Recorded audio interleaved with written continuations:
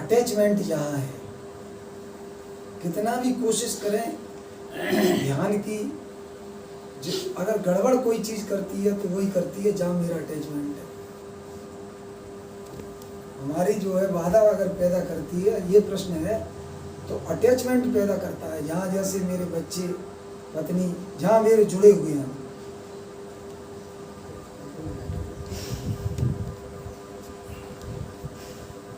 अब जो बात चल रही थी ना, उसी में से इन्होंने प्रश्न उठा दिया।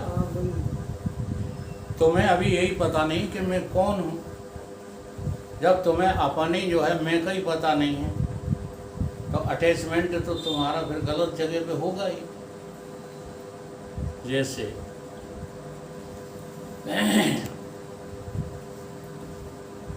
एक महात्मा चले जा रहे थे रेलगाड़ी में, उनका शिष्य भी था।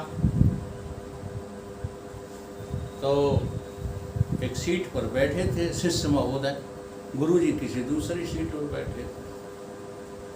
तो वहाँ कुछ जो है वैसे लोग आ गए। ट्रेन में हर तरह के लोग आ जाते हैं, शरारती टाइप। तो वो बार बार जो है सीट पे बैठ के उनको हूदा मारने लगे। तो खिसक खिसक के बेचारे किनारे पे पहुंच गए, आधे लटके बैठे। तो एकदम उन्हें क्रोध आ गया, लेकिन चूंकि संत थे, साधु थे, तो क्रोध को उजागर नहीं किया, लेकिन अंदर ही अंदर जलने लगे। हाँ, दो तरह का क्रोध होता है।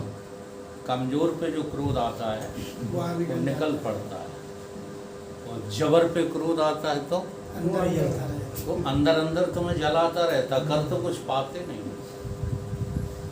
तो ऐसे ही उनको अंदर अंदर जला रहा था। तो गुरुजी के पास पहुँचे, हाथ जोड़कर बोले, गुरुजी आप मुझे बताइए मैं क्या करूं। यही भारत का प्रश्न है।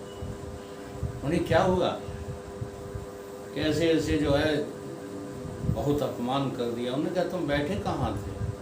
बोले हम तो अपनी सीट पर बैठे थे। तो गुरुजी ने कहा वो तुम्हारी सीट थी? देखो पहला तो यहीं खत्म हो जाता है। सीट पर तुमने अपना अधिकार क्यों दिखाया? फिर तुम बैठे कहाँ थे? सीट पर बैठे थे। तो गुरुजी ने मना किया, तुम सीट पर नहीं बैठे थे, तुम और कहीं बैठे थे। कि गुरुजी मेरी तुम्हारी बात समझ में नहीं आ रही। तो गुरुजी ने कहा कि एक बात हम आपसे पूछते हैं। गांव के पड़ोस में घूरा होता है, घूरा होता है ना, उस घूरे पर तुम जाके बैठ जाओ। उधर से घूरे का मालिक डलिया भर के लाए और तुम्हारे ऊपर घूरा फेंक दे, तो बताओ गलती उसकी है कि तुम्हारी? किसकी गलती है कि नहीं है? तुम घूरे पे बैठे क्यों? घूरा तो वहीं फेंका जाएगा। तो ये जो संसार के देह अभिमानी लोग हैं, जिन्हें तुम पत्नी कहते हो, पति कहते हो, पुत्र कहते हो, पिता कहते हो, भाई कहते हो, बंधु कहते हो, और बढ़ते जाओ तो मिनिस्टर, कलेक्टर, जाने क्या क्या कहते रहते हो। ये सब घूरा है। तुम्हें घूरा लगता है? तो तुम बैठे कहाँ हो? घूरे पे बैठे हो। तो अटैचमेंट किससे होगा? घूरे से ही होगा। तो गलती उनकी नहीं है। जो तुमको आकृष्ट कर रहे हैं उनकी गलती नहीं है, गलती तुम्हारी है। तुम चाहो तो इसको घूरा समझ करके इससे आप क्या हो सकते हो? बच सकते हो, इससे निष्कासित हो सकते हो। और इसे घूरा नहीं समझोगे जब तक। अटैचमेंट का और कोई कारण नहीं है, केवल देह को सत्य मानना ही सबसे बड़ा पाप है। भोले बाबा की परिभाषा आप ही तो बोलते रहते हो, तो ये प्रवचन में खूब बोलते हैं। इस देह को मैं मानना सबसे बड़ा ही पाप है।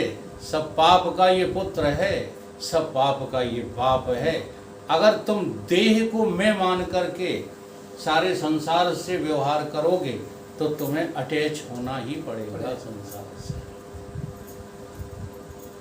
और अगर जीव को मैं मान करके चलो तो तुम्हें तुरंत बेचैनी हो जाएगी अपने स्वामी को खोजने की, तो जगत से निरासक्त होने लगोगे।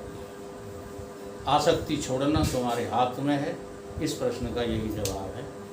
कोई तुम्हें नहीं खींचता, तुम जबरदस्ती जो है चिपके हुए।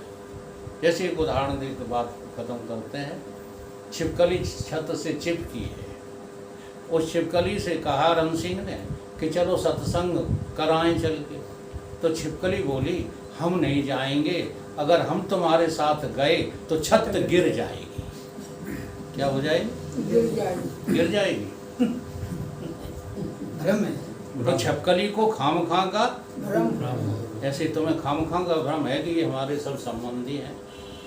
तो अपनी अज्ञानता का परित्याग करके सत्संग करो। सत्संग में तुम्हें पता चलेगा कि तुम्हारा संबंध केवल भगवान से है, दुनिया से नहीं। बोलिए सतगुरुदेव।